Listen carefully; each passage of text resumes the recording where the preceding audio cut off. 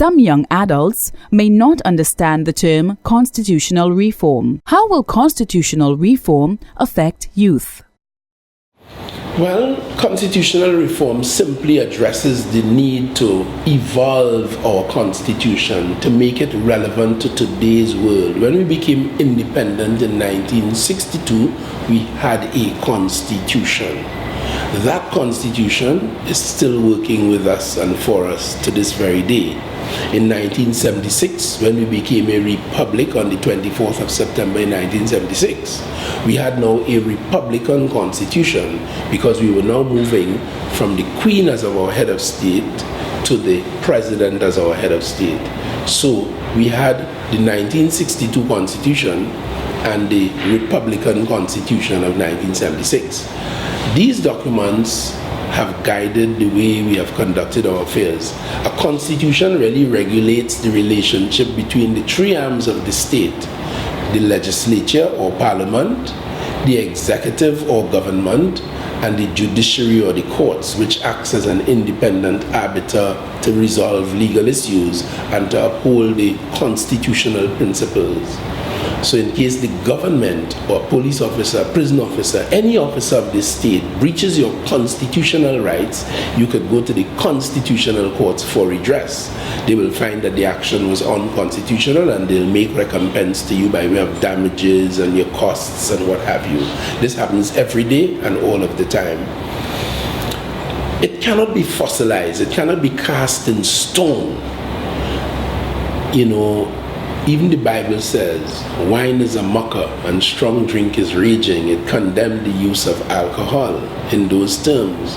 In those days, didn't have joy juice and didn't have all the other things that people use in terms of drugs today, like cocaine and so on. I suspect that if that existed then, the words would have included those things. And I only say that to let you know that time changes, and therefore the Constitution has to change and evolve as a living and growing instrument to accommodate modern expectations, modern circumstances. And constitutional reform is simply action taken on the part of the Parliament and the government and the courts to ensure that it remains current and relevant to current needs. So constitutional reform is critical, and because, as I told you earlier, the Constitution and the law affects your life in a major way along with government policy, it is important that young people focus on that and influence the direction they want it to go, again, for their advantage, rather than leave it up to someone else who may have other ideas that are completely apart from the ones you as the young people have. And as I speak of young people, I am to remind myself, as indeed as I remind you, Janelle, that in 1970, 8 years after independence, the young people of the University of Trinidad and Tobago, a fellow by the name of Geddes Granger, who is now Macandal Dagger, he was 23 years of age.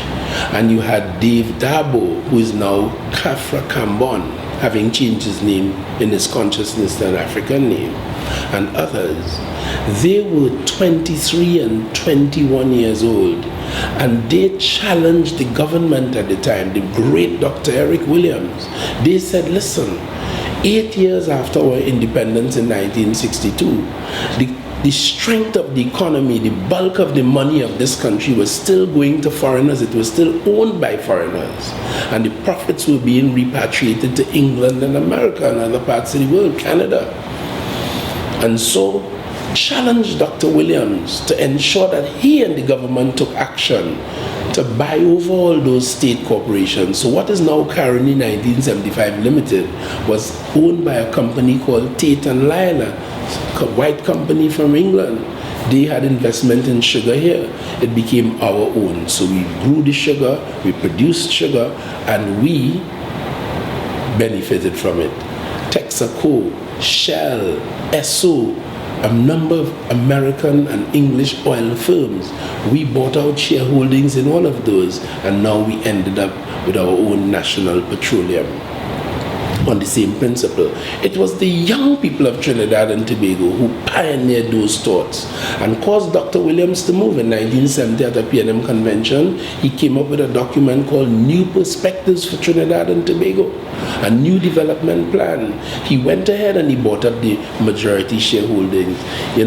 It was Barclays Bank. Today it is the Republic Bank, owned by the citizens of Trinidad and Tobago. The profits stay here.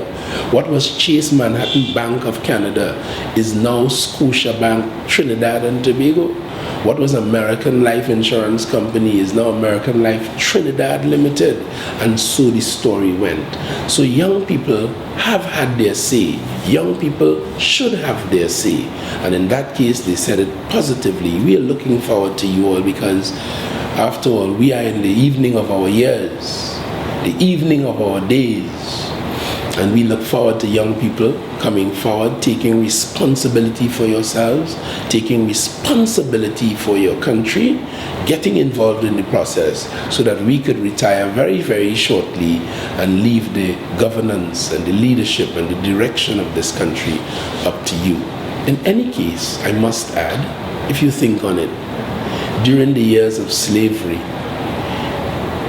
the slave master captured the young and strong, muscular Africans from across the continent between the ages of 16 and 40 years to bring them to the Caribbean and to America and to South America as slaves.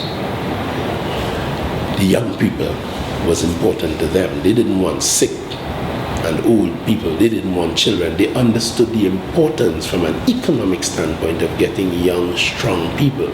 So if young, strong people in Trinidad and Tobago today and in Barbados and Jamaica and Guyana, the Caribbean, the 8 million or so of us in the Caribbean, English-speaking Caribbean, if we opt out, we are not productive. We don't get involved in the political process, in building our communities. We don't want to work. We just want to hang out and drink and lime and all of that. We will be effectively imposing that kind of slavery upon ourselves, because when he took the young and strong and growing and able from Africa, Africa was getting weaker by the year. As these economies in the Caribbean and in America and South America were growing, because the lifeblood of Africa was coming to meet the lifeblood of these countries. So it quadrupled their strength, while at the same time Africa. And that explains the so-called first world, third world divide that we now see. Africa lagged behind for that reason. And you will hear talk today about reparations and all of that. It is an understanding that Africa suffered as a consequence of it, and someone should try to make good that suffering. And to a lesser extent that happened with India, because the indentured servants had an opportunity to go back to India, or they had a parcel of land to start their free life with after indentureship in Trinidad and Tobago. That was not the case with the ex-slave. So all of that to say, you don't want to impose slavery upon yourself. You want to get involved, use your muscle, use your mind, use your talent, build yourself, maximize the use of the opportunities that Trinidad and Tobago has made available to you in great abundance. And if I may use a metaphor, don't be like that little fly that hovers around and drowns in this big bowl of beautiful Trinidad and Tobago milk.